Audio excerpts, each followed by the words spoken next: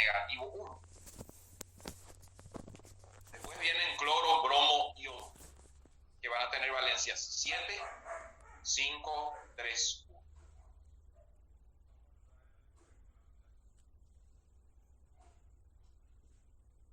Esto ya hicimos la clase pasada, estoy retomando nomás para repasar. Ahora, los números pueden ser un poco más grandes. ¿Qué tal si tenemos un elemento desconocido X? Y te dice el tema de examen, ya estás en el tema 20 del primer parcial, que se viene la primera semana de mayo. Y te dice, un elemento tiene número atómico 40. Un átomo neutro. Un átomo neutro tiene número atómico 40. ¿En qué familia está? ¿En qué periodo está? ¿Qué tipo de elemento es? ¿Va a ganar o perder electrones? Son preguntas que se pueden hacer. Entonces vamos a distribuir 40 electrones. Va a ser 1s2,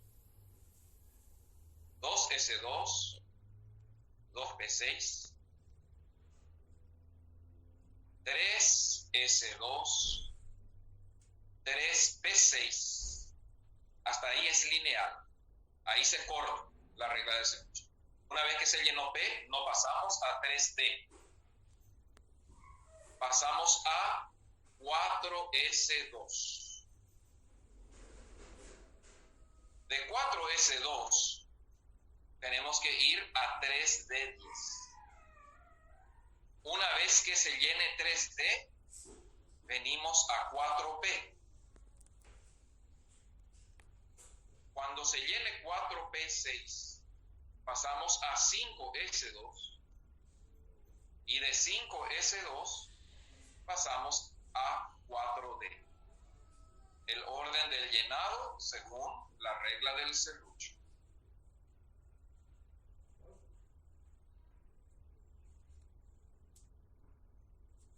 Me están preguntando las excepciones. Vamos a ver enseguida. Vamos a llegar a las excepciones enseguida. Hay un slide especial para eso. Entonces, ¿qué tenemos aquí?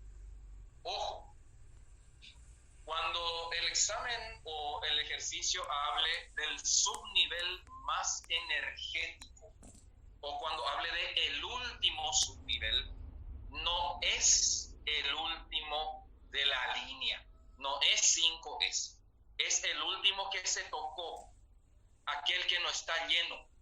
Ese es el último subnivel. En este caso, 4D2 es el último subnivel.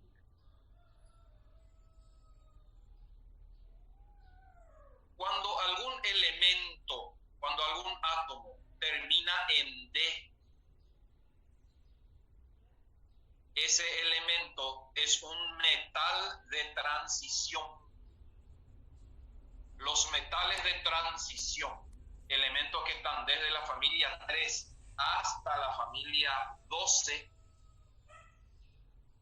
sus configuraciones terminan en D. Y cuando termina en D, a ese numerito que está en D, en este caso 2, sumale 2 y vas a saber en qué familia está el elemento. O directamente, otra manera de hacerlo, siempre que termina en D, hay un S por debajo de él. Esto es lo que se llama nivel más energético. Podemos también decir que el número de familia de un elemento terminado en D es los electrones que tiene el último D más los 2 electrones S que siempre van a estar antes. O directamente le sumamos 2 al numerito terminado en D. Por lo tanto, el elemento X40 está en el periodo 5 de la familia 4, es un metal de transición, y más adelante vamos a ver que los metales de transición y los metales en general siempre pierden electrones, nunca ganan. Entonces este es un elemento que va a perder electrones.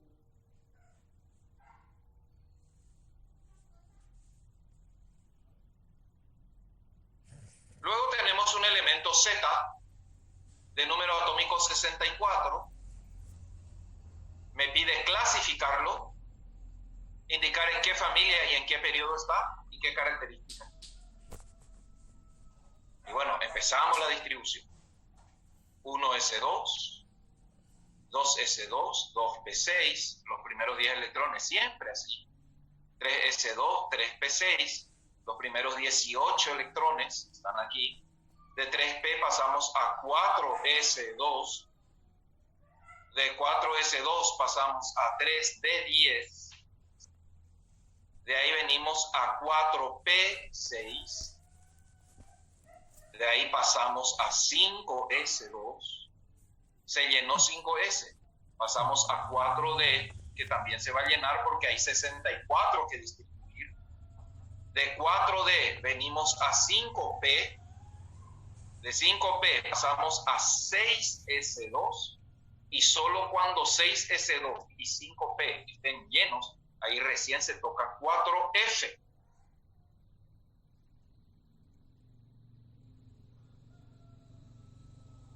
Y así tenemos distribuido 64 electrones. Los elementos terminados en F, solo puede haber 4F y 5F. Si termina en 4F, se clasifica como un elemento lantáneo, un elemento de transición interna tipo lantáneo. Los terminados en D se llaman de transición externa. Los terminados en F se llaman de transición interna. Y los elementos de transición interna pueden ser lantánidos o pueden ser actínidos. F también, así como D, para saber en qué familia está, se le suma 2. O dicho de otra manera, así como D, al F final, al último que tocaste, sumarle los 2 electrones del último S. Este es el último nivel energético. 6s2, 4f8. Y acá hay 10 electrones. El número de electrones del último nivel energético, o sumándole 2 al número de electrones de F, vas a ver que este elemento está en el periodo 6 de la familia 10, pero está ahí abajo, en esos 2 periodos que están separados de la tabla, en la primera línea. Ya enseguida les voy a mostrar los bloques de la tabla según la configuración electrónica. Así se distribuyen los electrones en niveles, subniveles, y más adelante vamos a ver en orbitales, para determinar las características y la ubicación de ellos.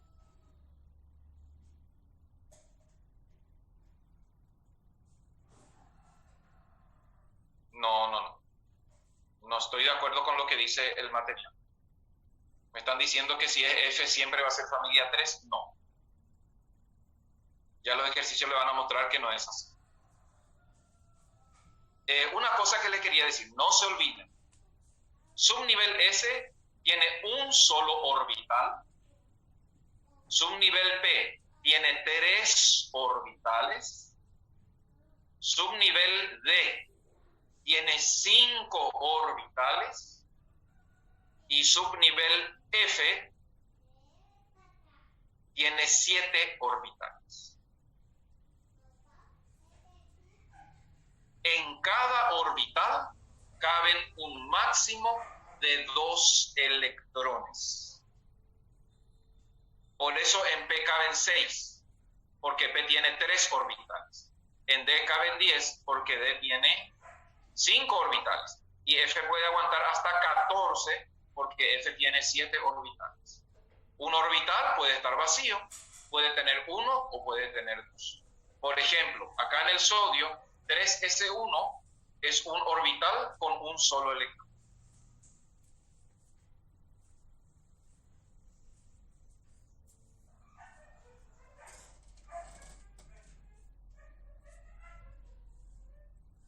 Dice,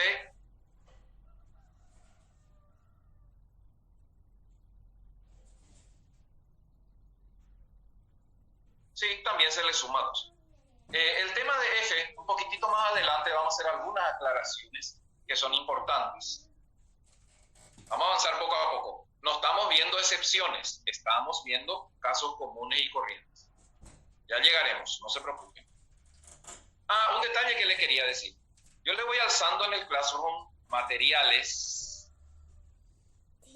que contienen algunas indicaciones y ejercicios. Todos los ejercicios para el examen y todo lo que puede salir en el examen se basa en las clases. ¿Por qué le digo eso? Porque a veces los materiales tienen cosas que no damos. Nosotros tenemos un programa que desarrollar. Por ejemplo, nuestro programa no contempla números cuánticos, que es una parte de estructura atómica, ¿verdad? NLMS, números cuánticos. Entonces, si por ahí encuentran ejercicios que mencionan a números cuánticos, simplemente lo ignoran. Esos ejercicios yo le paso para que ustedes se rebusquen ahí y encuentren cosas parecidas a las que estamos desarrollando y puedan divertirse con ellos. Avancemos.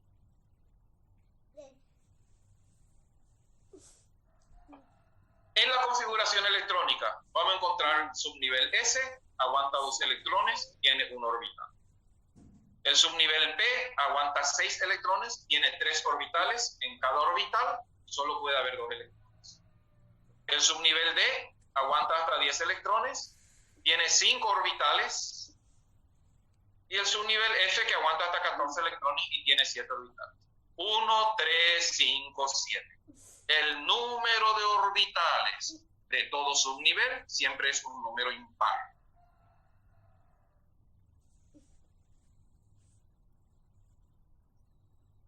Y si cada orbital aguanta 2 electrones, de ahí podemos concluir que la capacidad máxima de electrones de cada subnivel siempre será un número par.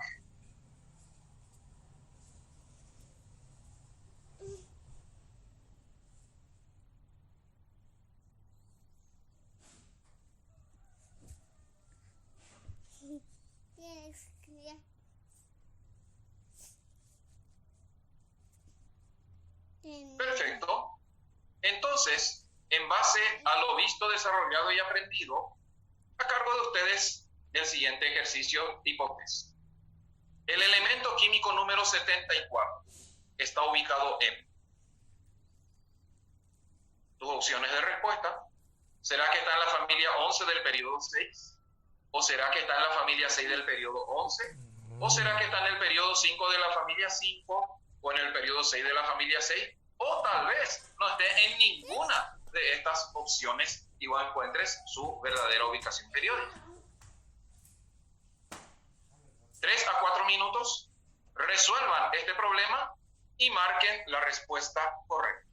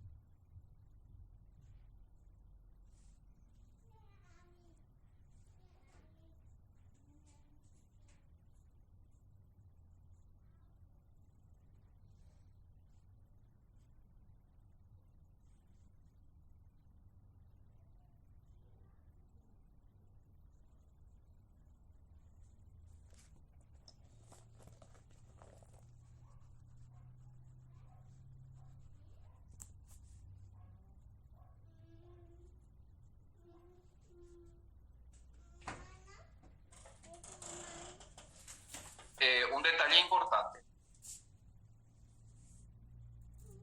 Cuando tengan ejercicios así, no se vayan corriendo a mirar la tabla periódica para encontrar la respuesta. En el examen no van a tener tabla periódica. Practiquen la configuración electrónica, porque es lo que van a tener que hacer en el examen.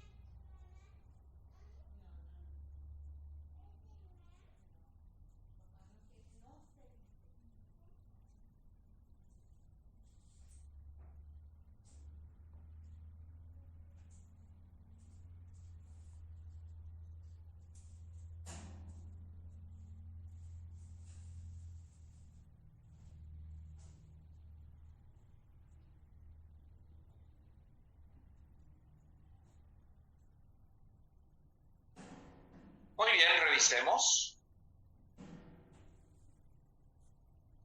Elemento químico número 74. Seguramente tiene más de 100 neutrones. Una masa superior a 180 posiblemente. No sé. Lo concreto es que tenemos que distribuir 74 electrones en la configuración electrónica según las reglas del serrucho. Si hicieron bien y si yo hice bien, posiblemente llegaron a esta respuesta. 1S2, 2S2, 2P6, 3S2, 3P6, estoy indicando el orden, 4S2, 3D10, 4P6, 5S2, 4D10, 5P6, 6S2, de 6S2 pasamos a 4F14 y de 4F14 bajamos a 5D4. Por lo tanto, es un elemento terminado en D. Es un metal de transición externa y terminó en D4. A 4 le sumo 2. Este elemento está en la familia 6 del periodo 6. ¿Hay opción de respuesta correcta? Parece que sí. La opción D, en este caso, fue la respuesta correcta.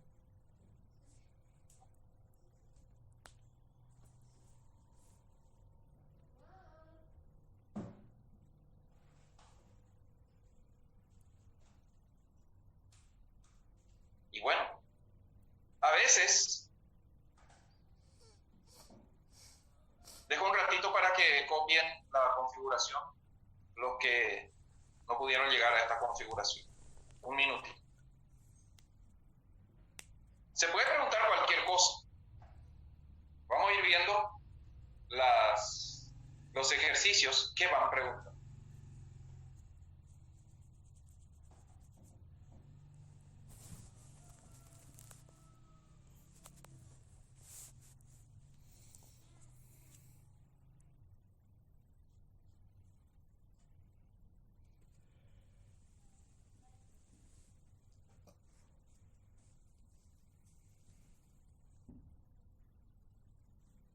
Aquí ya tienen la primera línea, por decir así, de posibles temas de exámenes.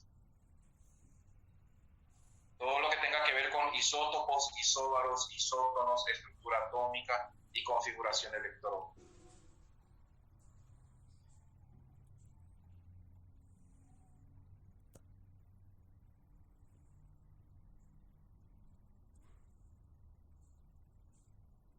Avancemos.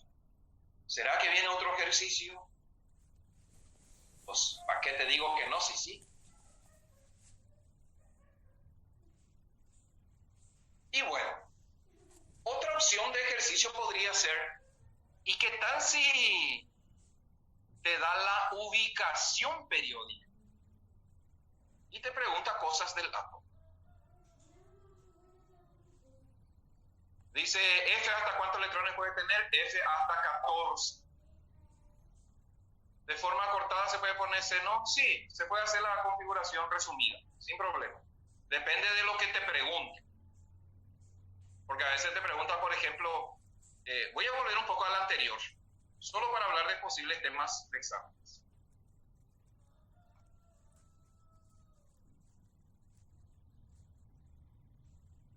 Voy a volver a la presentación anterior un ratito.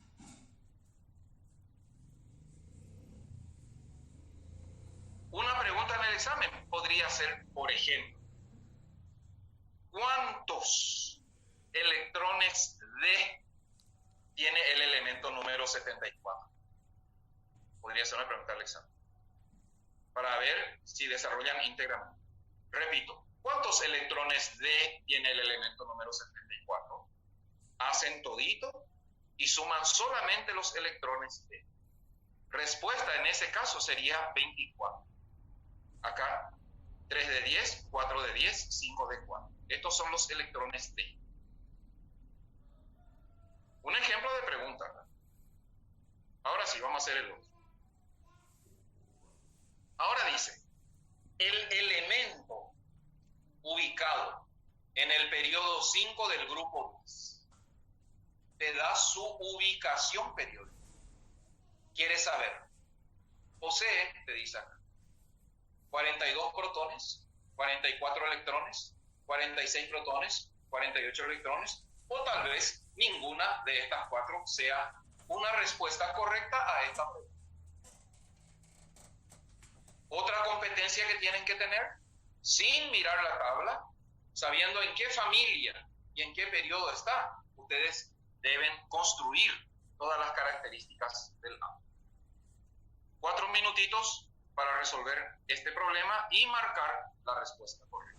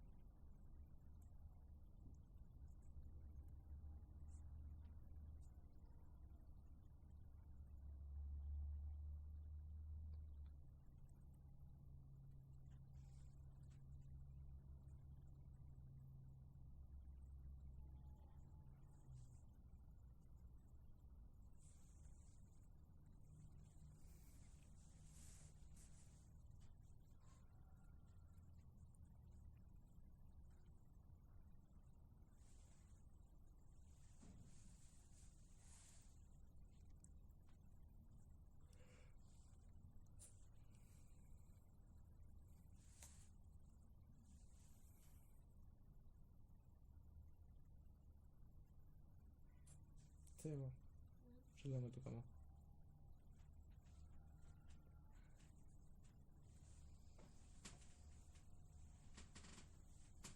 De aquí se llama.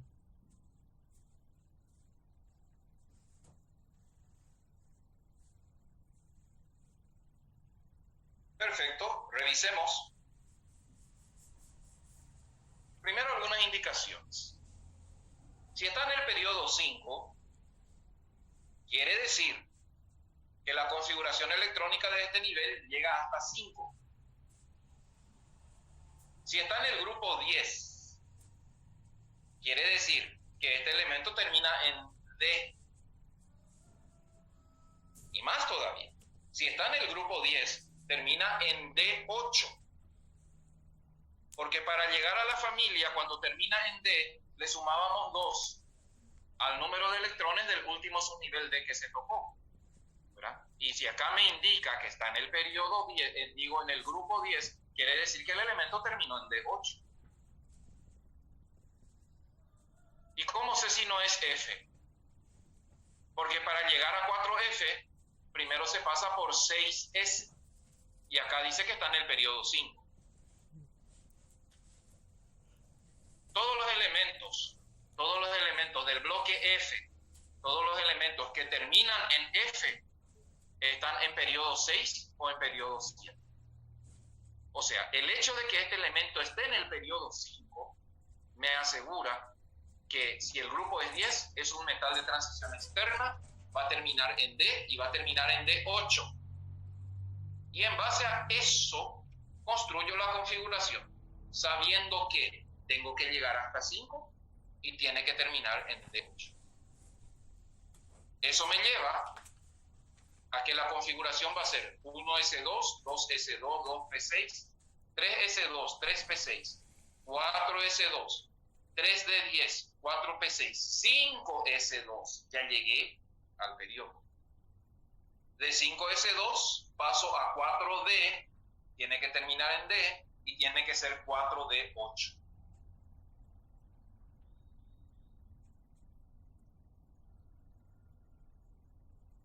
¿Qué tengo aquí? La configuración electrónica de un elemento neutro que posee el mismo número de protones y electrones. Sumando todo, 2, 4, 6, 8, 10, 6 por 3, 18, 18 más 10, 28, 38 más 8, 46. Sumando todo me sale que este elemento tiene 46 protones, porque en un elemento neutro el número de protones es igual al número de electrones. Y la respuesta correcta a este problema, pues opción C. Así son los temas de exámenes, todos los temas de exámenes. Se plantea un problema, tenés 5 opciones de respuesta, siempre A, B, C, D, E, y sí o sí, una de ellas tiene que ser la respuesta correcta.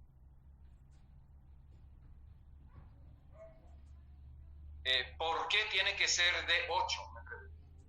Porque acá el problema dice que este elemento está en el grupo 10. Y los elementos del grupo 3 al grupo 12 son metales de transición.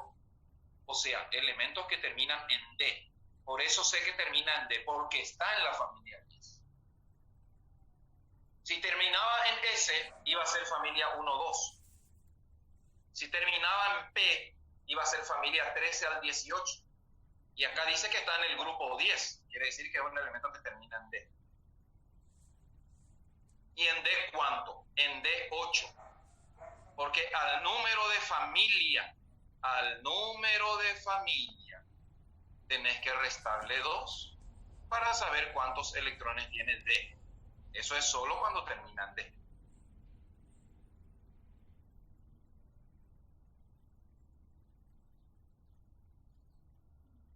Sí.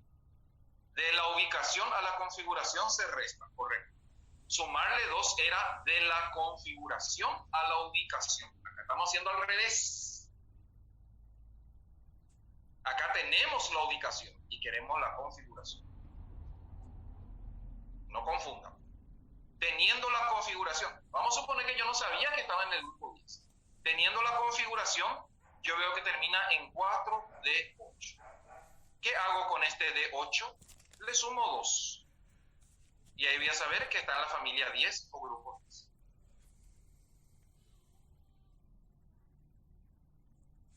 Uno más será, no sé, tal vez, a lo mejor, quizás, quién sabe.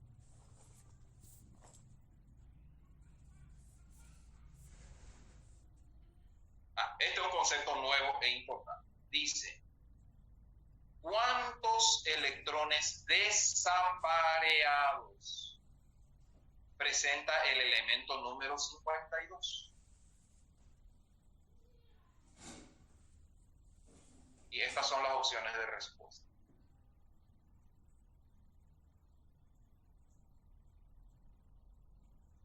Bueno, primero, van a hacer la configuración electrónica del elemento 52. Después les voy a mostrar cómo se determinan los electrones desapareados. Esto es demasiado importante porque las propiedades químicas del elemento dependen de eso. Por ahora, hagan la configuración correcta del elemento 52. Después vamos a trabajar con eso.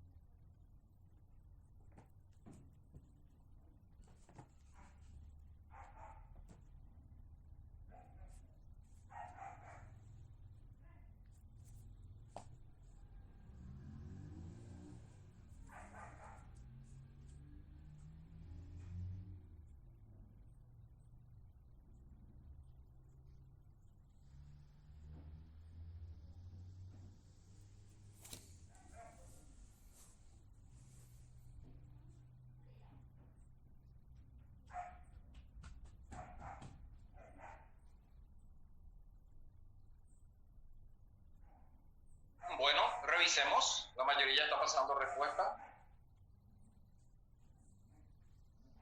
El tema de los electrones desapareados. Vamos a ver la configuración primero. Si hicieron bien, posiblemente llegaron a esta configuración. 1s2, 2s2, 2p6, 3s2, 3p6, 4s2, 3 de 10, 4p6, 5s2, 4 de 10, 5p4. Decimos, este elemento termina en 5p4. Muy bien. Los electrones desapareados solo pueden estar en un subnivel que no se llenó. O sea, aquel último subnivel que se tocó, aquel en el cual termina la configuración. Todo el resto está lleno. Y cuando un subnivel está lleno, todos los electrones se encuentran en pares. Acá todo está lleno menos P4. Entonces, ¿qué dice la regla de Ham, la regla de ubicación de los orbitales? P es un subnivel con 3 orbitales. Los orbitales se dibujan en forma de rectángulo. Esta sería la representación gráfica de un subnivel P.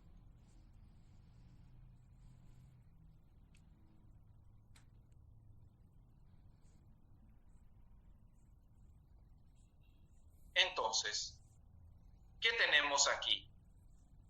Tenemos que el subnivel P tiene 4 electrones.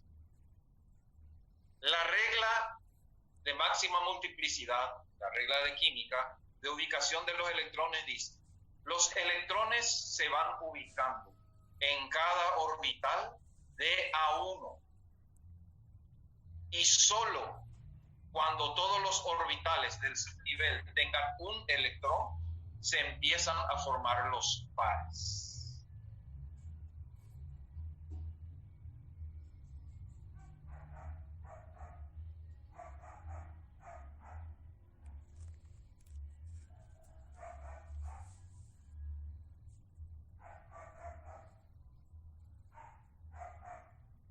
Por lo tanto, P4 quiere decir un electrón en el primer orbital. De paso, aquí les muestro, este es el símbolo del electrón. Una especie de flecha, pero con un lado de la punta nomás. Se llama spin. El spin, sin E, S-P-I-N. El spin es el símbolo del electrón. Y esto quiere decir un electrón en el primer orbital del subnivel P, que se llama Px. El siguiente electrón va a ir en el segundo orbital, el electrón número 2. El electrón número 3 va a ir en el tercer orbital. Cuando los 3 orbitales tienen cada uno su electrón, ahí recién los otros electrones, si hubiere, van a empezar a formar los pares. Entonces, ¿cómo se distribuye P4? 4 electrones en P. 1 en cada orbital y el cuarto electrón forma el par al primer orbital. ¿Y qué es lo que son los electrones desapareados? Pues estos electrones que están uno nomás en cada orbital. Estos dos en PI y PZ, estos dos son electrones desapareados. Y el primer orbital tiene electrones en pares. Entonces, la respuesta correcta a este problema, opción A, el elemento número 52 tiene 2 electrones desapareados. ¿Qué me dice acá? ¿No sería 5p2? No, 52 es. Vamos a ver. 2, 4, 6, 8, 10, 20, 30, 48, 49, 50, 51, 52. No, 5p4 es.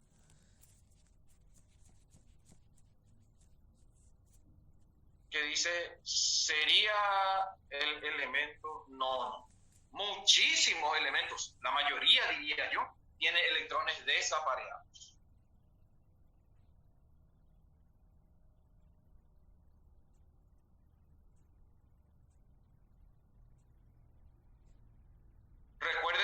tiene 3 orbitales, que D tiene 5 orbitales, F tiene 7 orbitales, y los electrones se ubican uno a uno en cada orbital primero, hasta que todos los orbitales del subnivel tengan su electrón. Los electrones sobrantes van a ir formando los pares. Sí, los gases nobles, ¿cierto? Son los únicos que tienen todos los orbitales llenos. Diría yo, todos los subniveles llenos, diría. Y también los orbitales, claro. Desde el momento que los subniveles están llenos, claro que los orbitales están llenos. Después, toditos los otros elementos. Es justamente por qué se forman los compuestos. Porque esta configuración de este elemento número 52 que estamos viendo aquí, le da inestabilidad. 90%, 95% de los elementos de la tabla son inestables y quieren ganar o perder electrones para solucionar su problema. Eso vamos a ver después, más adelante, en reglas de estabilidad de los átomos.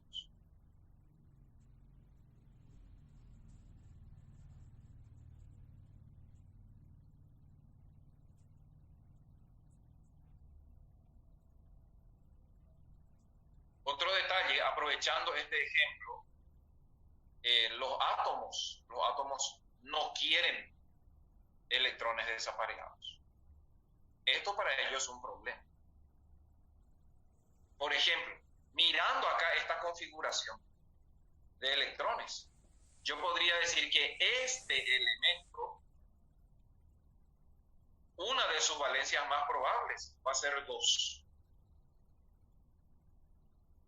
Porque puede perder estos 2 electrones que le están molestando, o puede ganar otros 2 electrones para que todo esté en pares. Una solución, eliminar los que están desapareados. Solamente los no metales pueden hacer eso.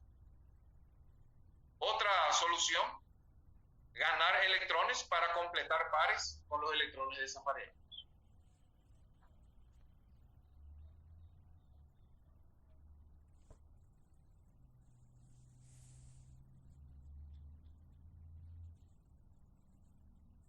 Por lo tanto, vuelvo a repetir, ¿dónde están los electrones desaparejados? Solamente en el último subnivel, que por algún motivo no se llenó, y limitado, claro, por el número atómico, en este caso 5p4.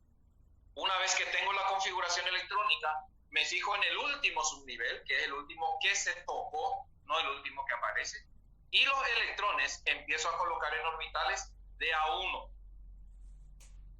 Cuando todos los orbitales se llenan con un electrón, los electrones sobrantes empiezan a formar los pares.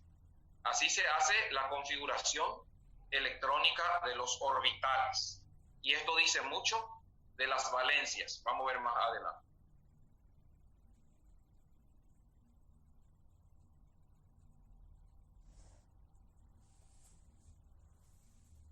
Perfecto. En la tabla periódica, este es el bloque S, o sea, todos los elementos de la familia 1 y la familia 2, su configuración electrónica va a terminar en S. Elementos de la familia 1 van a terminar en S1, elementos de la familia 2 van a terminar en S2. Este es el bloque D, desde la familia 3 hasta la familia 12. La configuración electrónica siempre va a ser NS2, N-1 de X. Por ejemplo, 5S2, 4D3. Puede ser 6S2, 5D5. Y así sucesivamente. Entonces, todo elemento de la familia 3 va a terminar en D1. Todo elemento de la familia 4 va a terminar en D2 y así sucesivamente. Como se puede llegar hasta D10, los elementos que terminan en D10 van a estar en la familia 12, que es esta que está aquí. Este bloque es el bloque de los metales de transición externa. Todo elemento terminado en D está aquí en el medio de la tabla y es un metal de transición externa. En la familia 13 empieza el bloque P. El bloque P consiste en todos los elementos desde la familia 13 hasta la familia 18. Por eso, sumale 12 al electrón P.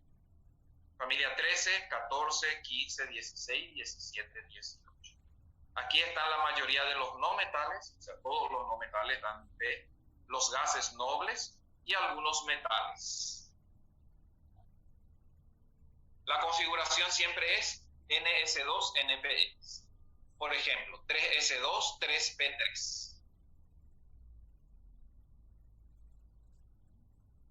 Y abajo, separado de la tabla, en el periodo 6 están los lantánidos y en el periodo 7 están los actínidos.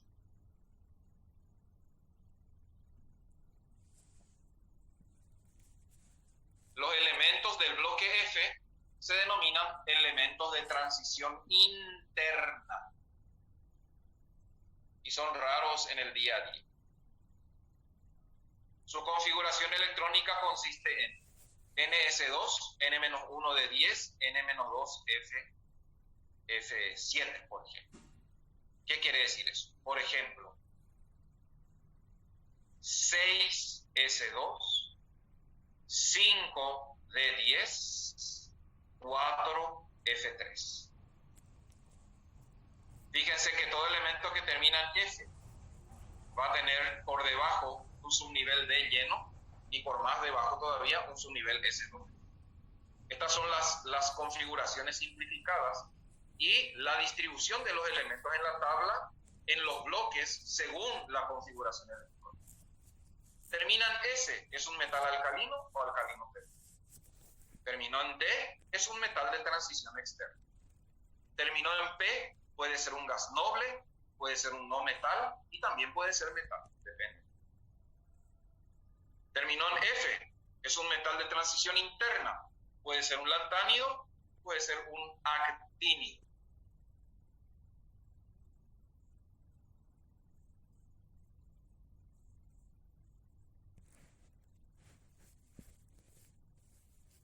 Además,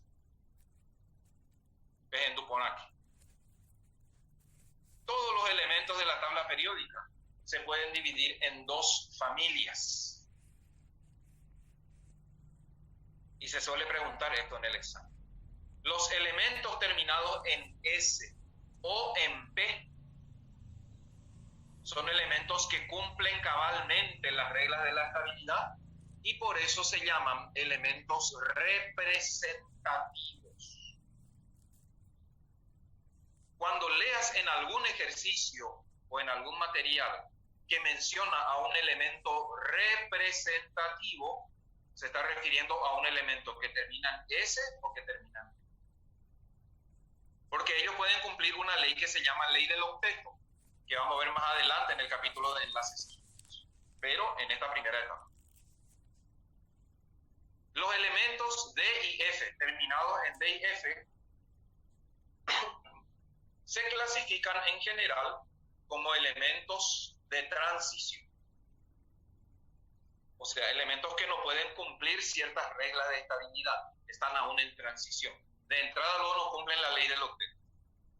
Entonces, los elementos de la tabla periódica se pueden subclasificar en dos familias. Elementos representativos, todos los que terminan en S y P. Y elementos de transición, todos los que terminan en D o F.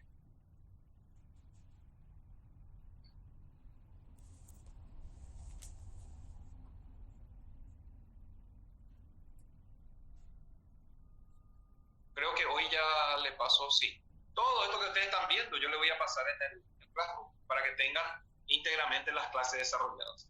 Tiene que ser material base de estudio y después muchos ejercicios. Avancemos.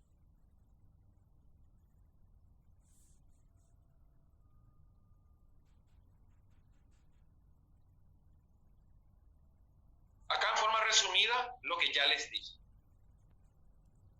Si la configuración termina en S1, está en la familia 1 y es un metal alcalino. Si la configuración termina en S2, está en la familia 2 y es un metal alcalino térreo. Van a estar aquí. Si la configuración termina en PX, la familia va a ser igual a X más 2. Puede ser metal, puede ser no metal, puede ser un gas noble. Ese elemento va a estar aquí. Desde la familia 13 hasta la familia 18. A los electrones de P, sumale 2. P1 va a estar en la familia 3. Si la configuración termina en DX, al X de D sumale 2. Y si termina en D, ese elemento va a estar aquí. Y se va a clasificar como un metal de transición externa. Si la configuración termina en FX, a X también sumale 2. Ese elemento va a estar aquí abajo y se va a clasificar como un metal de transición interna. Haciendo bien la configuración electrónica, puedo ubicar el elemento en la tabla, clasificarlo, decir sus propiedades, sus características, o al revés, teniendo la ubicación del elemento en la tabla, periodo tal, familia tal, yo puedo llegar a su configuración electrónica, determinar su número atómico, si tengo número de neutrones, determinar su masa, ver sus características.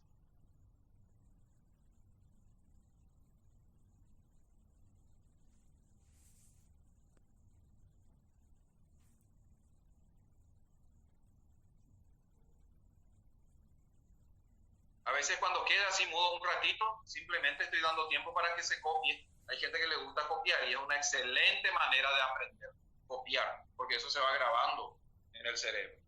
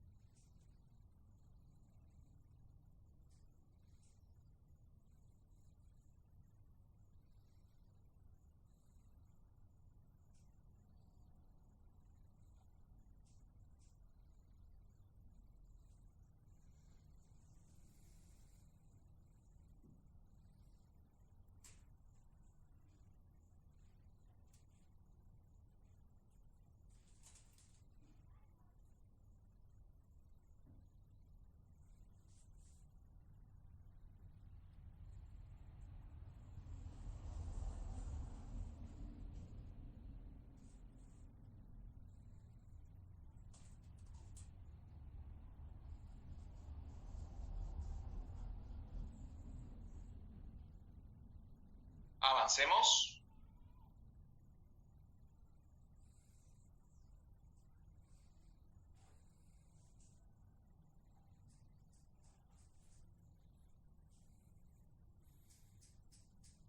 Lo que le decía, S y P son elementos representativos. Familia 1, metales alcalinos, excepto el hidrógeno, terminan en S1. Familia 2, metales alcalino térreos, todos terminan en S2. Aquí están los elementos de transición.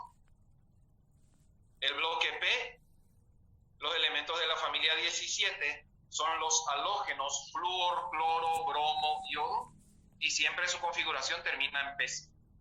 O sea, si un elemento termina en P5, es un halógeno. Los elementos de la familia 16 se llaman anfígenos o calcógenos. El primer elemento es el oxígeno, le siguen azufre, selenio, teluro. Y los gases nobles, que son los que terminan en P6 y tienen todos los subniveles y orbitales llenos. Aquí en el periodo 6, abajo, bloque F, están los lantánidos, Y en el periodo 7 están los actínidos y todos los actínidos son radiactivos.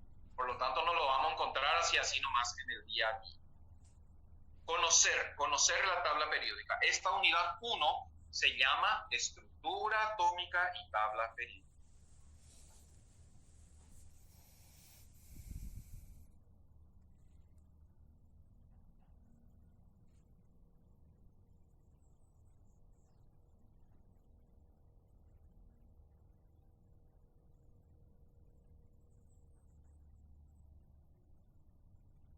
Sí, metales alcalinos, familia 1, y metales alcalino térreos, familia 2.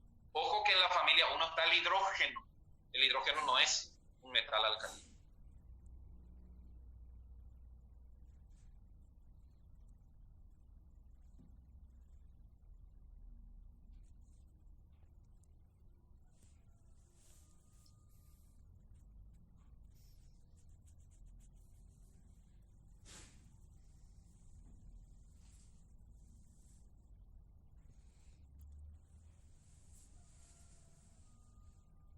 El hidrógeno en realidad hasta hoy no tiene clasificación.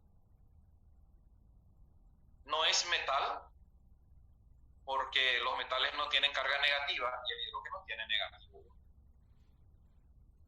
No se comporta como no metal tampoco.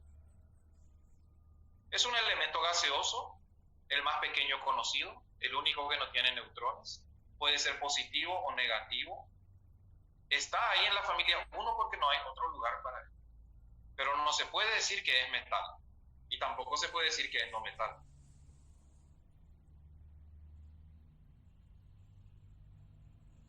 Sí, todos los lantánidos y actínidos son metales. De paso, ustedes ven la mayoría. Todos los metales alcalinos, los metales térreos, los metales de transición, los lantánidos, los actínidos, todos son metales. La mayoría de los elementos son no metales. Solo un pequeño grupito que está aquí, que lo vamos a conocer enseguida más detalladamente, son no metales. Avancemos un poco más. Qué gusto da química. Y justamente eso que me están preguntando ahora. Acá nomás están los no metales.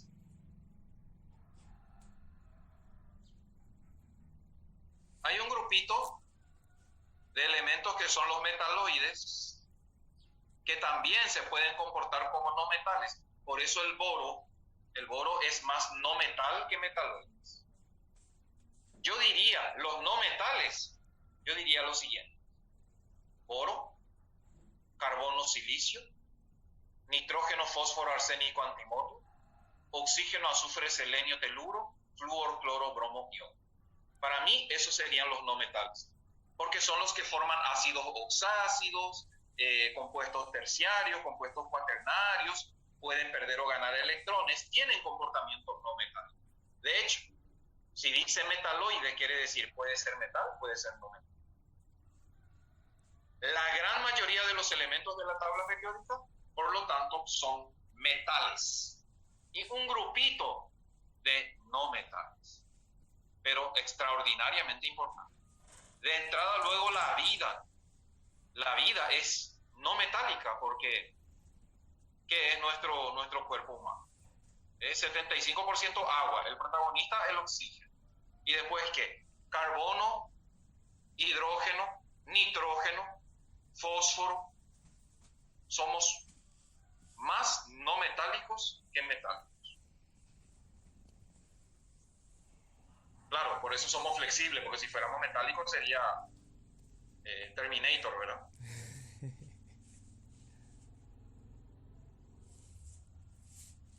Como ven, ya es el cuarto slide que le estoy mostrando clasificación periódica. Grupos, subgrupos, bloques, elementos representativos de transición, elementos SPDF, bloque, elementos metálicos, no metálicos. Todo esto hay que manejar muy bien.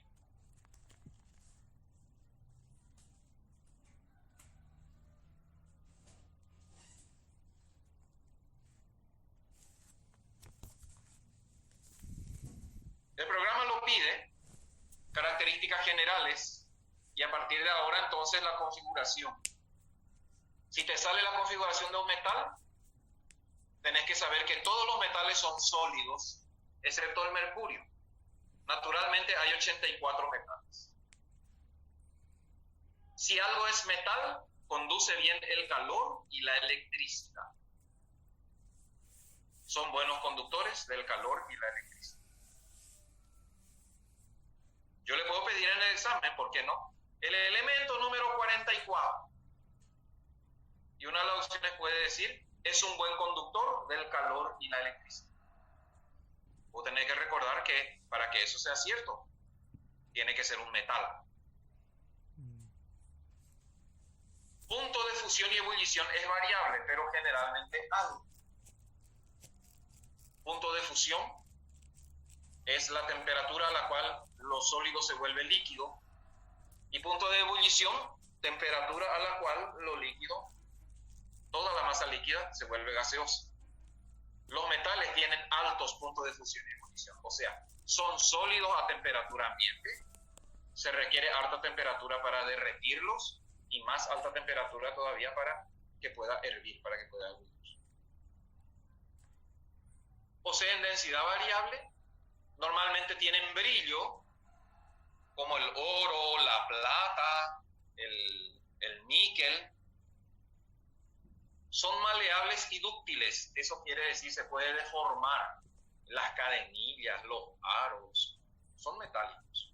Maleable y dúctil, se puede deformar, se puede estirar. Un cable, por ejemplo, es un metal estirado. Y en sus reacciones químicas siempre pierden electrones. Por eso decimos que los metales son agentes reductores. Un agente reductor es aquel que cuando reacciona pierde electrones. Ya en esta misma primera etapa daremos el capítulo de reacciones químicas. Ahí vamos a ver todo eso. Hay que manejar las características generales de los metales que están aquí en esta tabla. Los no metales son sólidos y gaseosos. El oxígeno es gas, el nitrógeno es gas, el cloro es gas, pero el fósforo ya es sólido y el azufre también. El bromo es líquido. De paso, solamente mercurio y bromo, solamente estos dos elementos son líquidos a temperatura ambiente. El resto o es sólido o es gas. Está la lista acá de no metales que se encuentran en estado gaseoso y los que se encuentran en estado sólido. Los no metales no conducen bien el calor y la electricidad. Son opacos, o sea, no brillan, mirando a un carbón.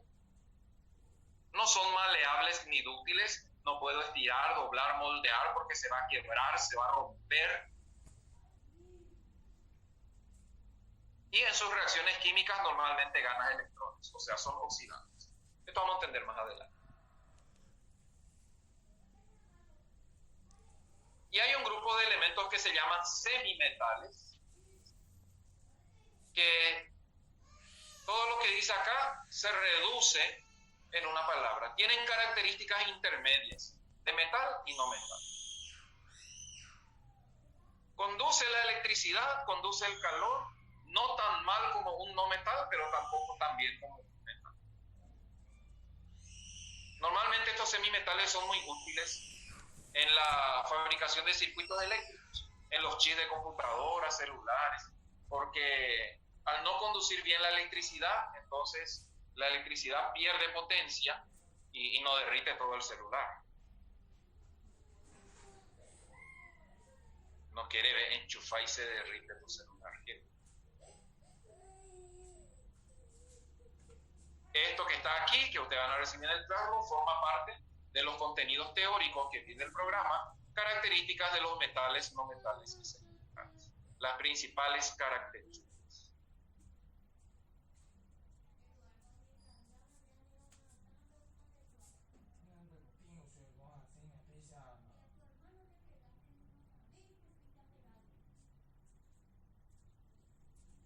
Bueno, hace rato me preguntaban sobre las excepciones. Acá vienen las excepciones. Por reglas de estabilidad química.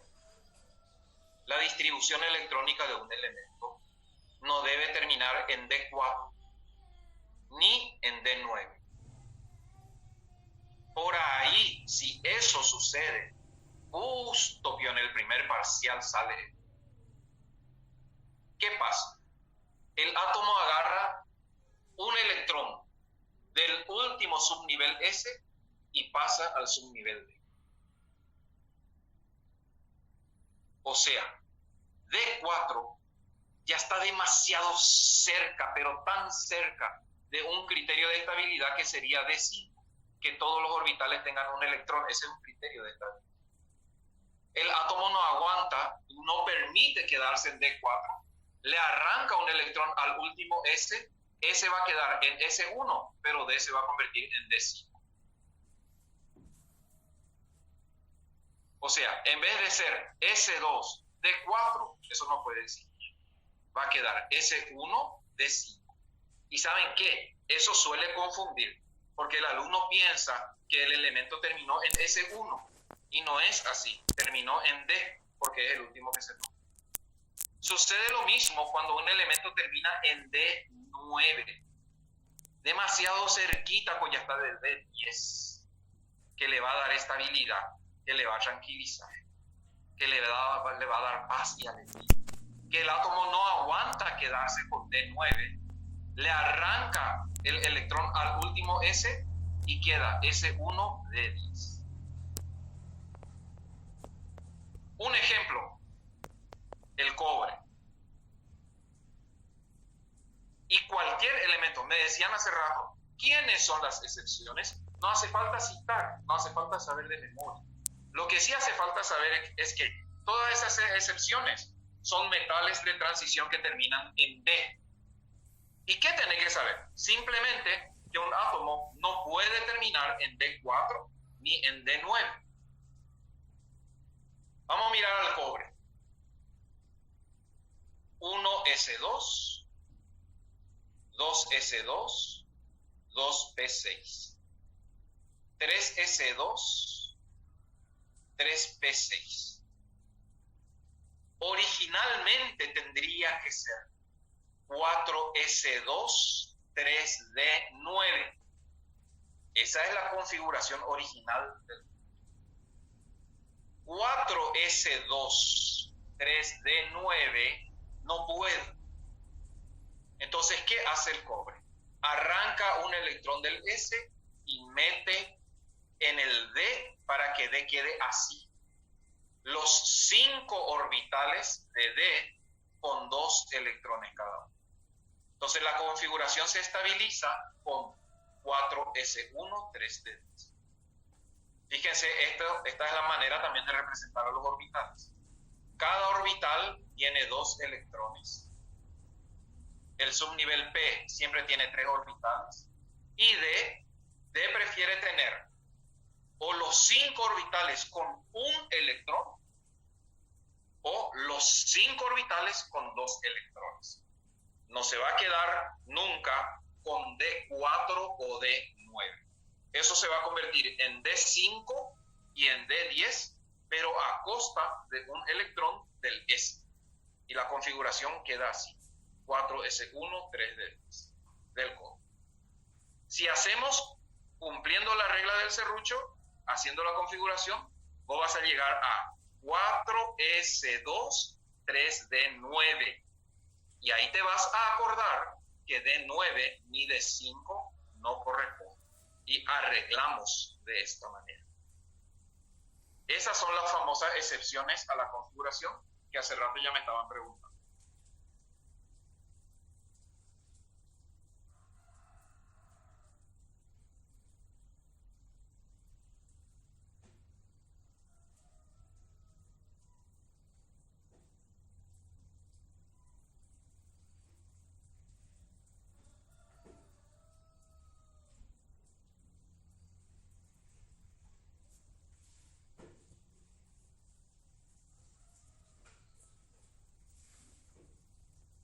No.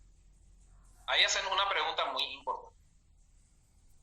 Estas son excepciones. La determinación de la familia, de la ubicación periódica, siempre se hace con la configuración inicial. O sea, el elemento sigue estando en la familia 11. Ahí ya no es a D sumarle 2, porque es una sección. Originalmente D era 9. Y a ese hay que sumarle el 2 para determinar. El cobre está en la familia 11. Por eso es mejor decir que la ubicación de la familia corresponde al número de electrones del nivel más energético, que en el caso del D es los electrones que tiene D más el último S. Pero no es que yo voy a arreglar primero 4S1, 3 de 10 y después a D10 le sumo 2 y digo que está en la familia 12. Eso está mal. Siempre va a estar en la familia 11. La cuestión de sumarle 2 al D para saber en qué familia está, eso se hace con la configuración original, que en el caso del cobre es D9.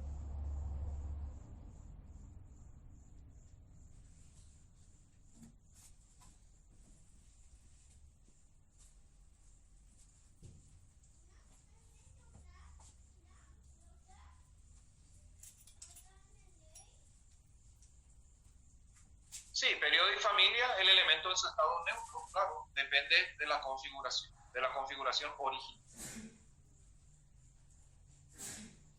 Normalmente sí, los elementos de la familia del cromo y del cobre son excepciones porque terminan en D4 y D9, la configuración.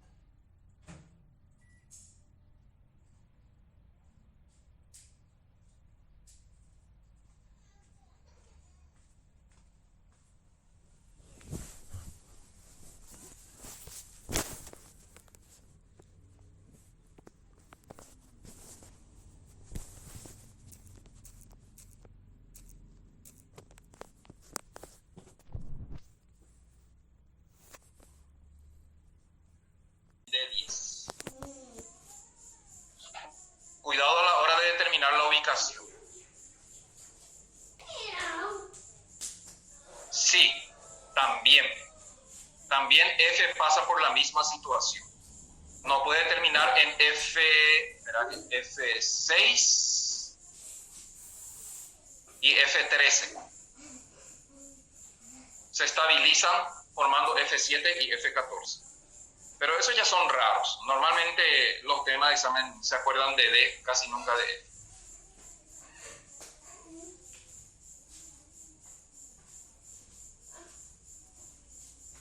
Perfecto. Ahora, en base a la ubicación del átomo en la tabla, nosotros tenemos que deducir, conocer algunas características de los elementos que se llaman propiedades periódicas. Las propiedades periódicas son características de los elementos en base a la configuración. Una de las propiedades periódicas es el radio atómico. El radio atómico es una medida del tamaño del átomo. Radio en matemática es la distancia del centro de una circunferencia a cualquier punto del extremo de la misma. Es una medida de tamaño. O sea, a mayor radio, mayor tamaño. Y ojo que los átomos tienen distintos tamaños y no tiene nada que ver. No es que no tiene nada que ver, pero no es proporcional al número atómico ni a la masa. Yo no puedo decir que un elemento que tiene masa 40 es más grande que un elemento que tiene masa 30. Más pesado sí, pero más grande no.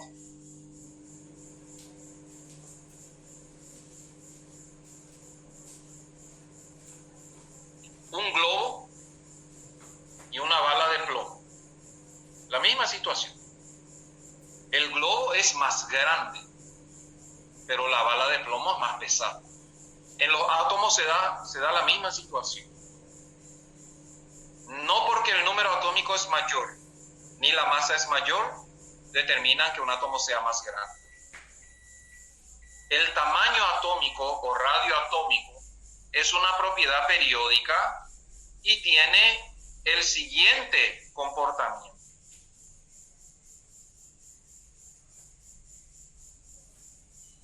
Fíjense, periodo 1, periodo 2, periodo 3. Periodo 3 nos vamos a fijar. Acá está el sodio. El sodio tiene número atómico 11, masa 23. En su mismo periodo está el cloro. El cloro tiene número atómico 17. 8 más que el sodio, y tiene masa 35,5. Mucho mayor número atómico, mayor masa, pero el cloro es mucho más pequeño que el sodio.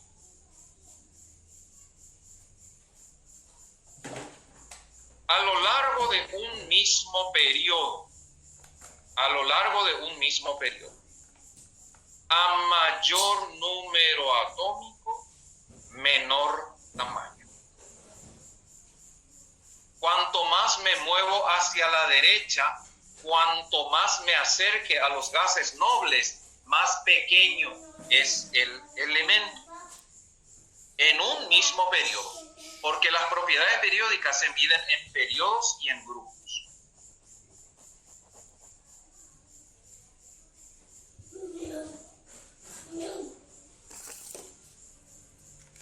En una misma familia, claro que a medida que venimos hacia abajo, va aumentando el número de niveles y evidente que el átomo va a ser más grande. No es lo mismo un edificio de 5 pisos que uno de 7 pisos. Hidrógeno es chiquitito, litio es más grande que hidrógeno, sodio es más grande que litio, potasio es más grande que sodio, rubidio es más grande que potasio, y así sucesivamente. Entonces, ¿cómo es el comportamiento del número atómico? A lo largo de una familia, el número atómico aumenta de izquierda a derecha. A lo largo de un periodo, el número atómico aumenta de izquierda a derecha. A lo largo de una familia, el número atómico aumenta de arriba para abajo. Entonces, en un mismo periodo, a mayor número atómico, menor tamaño. En una misma familia, a mayor número atómico, mayor tamaño. En otras palabras, el tamaño de un átomo o el radio de un átomo aumenta de arriba para abajo en las familias, de izquierda a derecha, o sea, de los metales alcalinos a los gases nobles, disminuye. A lo largo de un periodo disminuye, a lo largo de una familia aumenta. Entonces, en una misma familia, a mayor número atómico, mayor tamaño. En un mismo periodo, a menor número atómico, mayor tamaño. Comportamiento al revés.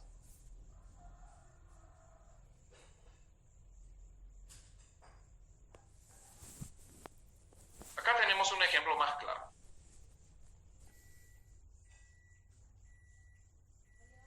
El tamaño es proporcional a la altura, vamos a decir así, 0, 1, 2, 3. Vemos que en una familia, cuanto más abajo, más altura, eso quiere decir mayor tamaño. Y en un mismo periodo, el comportamiento también que se da. Ese comportamiento se suele medir en los elementos representativos, porque en los elementos de transición no se cumple mucho así cabalmente, hay pequeñas excepciones, pero se considera que cumplen la regla general. Entonces, ¿cómo es el tamaño de los átomos? El tamaño de los átomos aumenta en una familia de arriba para abajo y en un periodo de derecha a izquierda. Quiere decir que el átomo más grande en un periodo siempre será el metal alcalino. Y el átomo más pequeño en un mismo periodo siempre será el gas noble. Y en la familia es de arriba para abajo.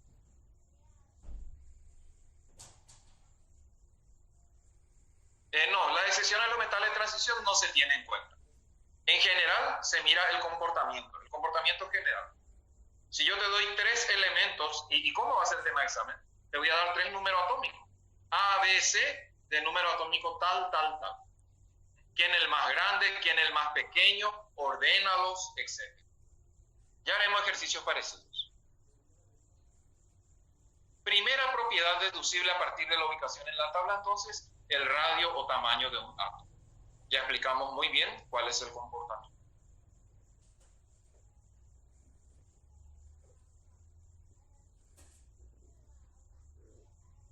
Acá tienen la parte teórica, si quieren copiar o quitarle foto o esperar que alce este material. Acá explica lo que estábamos diciendo. Al descender en el grupo A, ¿por qué se da este comportamiento? En un grupo, el tamaño atómico aumenta a medida que bajamos. ¿Por qué? Porque al descender en el grupo aumenta el número atómico y por lo tanto la carga nuclear. ¿Qué es carga nuclear? La cantidad de protones. El sodio, por ejemplo, es positivo 11, su carga nuclear. El potasio va a ser positivo 19. ¿Eso qué implica? A mayor carga nuclear, los electrones son atraídos con más fuerza y por consiguiente disminuye el tamaño. Al descender en el grupo aumenta el número de capas, con lo que el tamaño aumenta. Este factor prevalece. En un periodo, al aumentar el número de electrones en la misma capa, aumenta la carga nuclear y los electrones se acercan más al núcleo.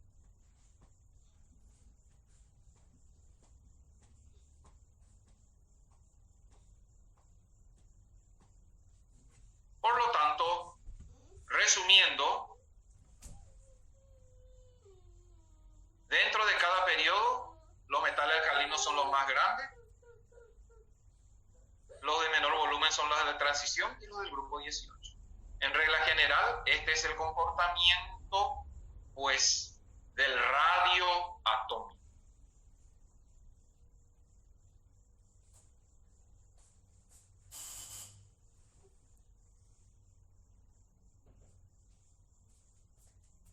Avancemos. ¿Qué hora que son? Shahareí ese nada. 9:20, tenemos 10 minutos.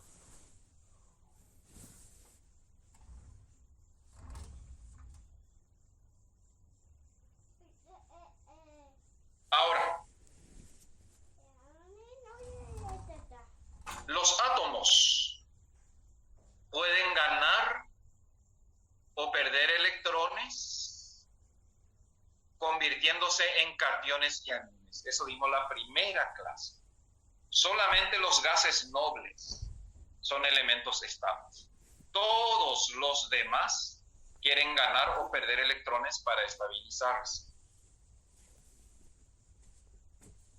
¿Qué sucede cuando un átomo gana o pierde electrones? Pues cambia de tamaño. Claro que va a cambiar de tamaño. Los cationes, como pierden electrones, el tamaño del catión siempre es más pequeño que el átomo neutro. Porque al perder electrones en la capa externa, pues los demás son atraídos al núcleo con más fuerza y el átomo se achica. Acá un ejemplo del litio neutro versus litio positivo 1. El litio positivo 1 es mucho más pequeño que el litio neutro.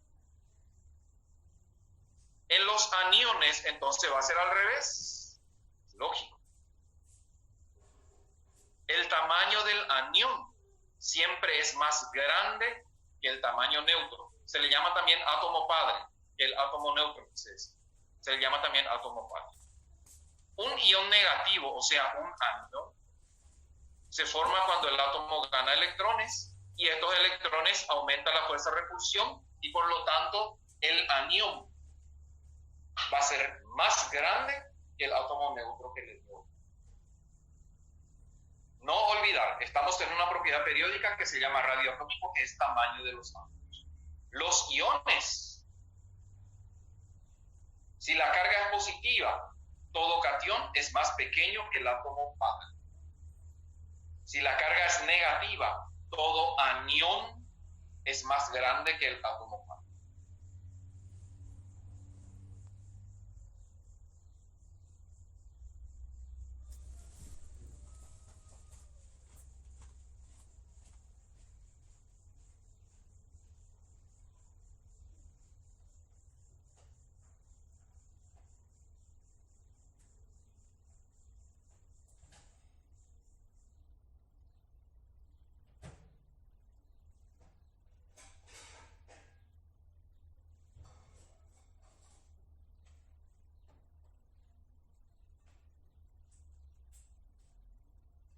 ¿Y qué pasa en átomos que pueden formar tanto cationes como aniones? Ejemplo, cloro. Cloro puede formar positivo 1 y también puede formar negativo 1. Y bueno, la tendencia sigue siendo la misma. El radio de un catión siempre es menor que el radio del átomo y el radio del anión siempre es más grande que el catión. Quiere decir que el átomo neutro va a ser más pequeño que su anión, pero va a ser más grande que su catión. Y cuando puede formar varios cationes, escuchen bien, cuando puede formar varios cationes, por ejemplo, cloro. Cloro puede formar positivo 1, positivo 3, positivo 5, positivo 7. ¿Todos esos cationes van a tener el mismo tamaño? No. A mayor carga del catión, menor tamaño, porque implica mayor cantidad de electrones perdidos. Entonces, el cloro positivo 3 va a ser más chico que cloro positivo 1, que a su vez va a ser más chico que cloro neutro.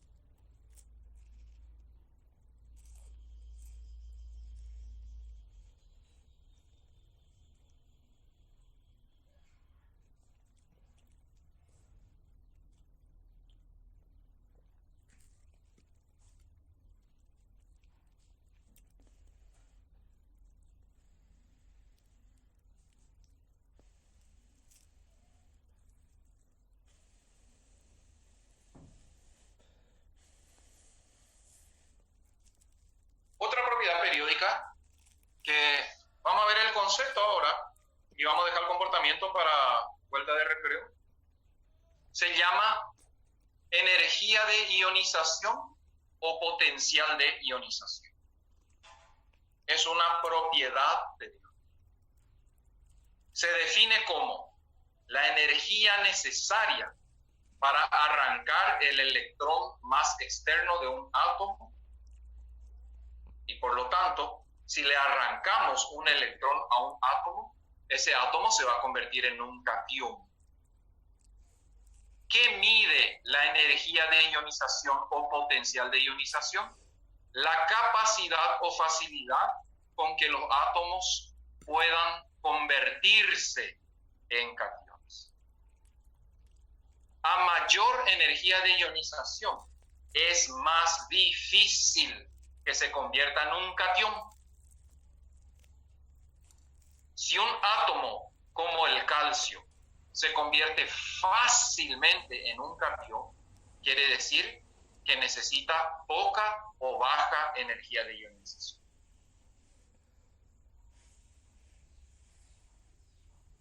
¿Qué implica?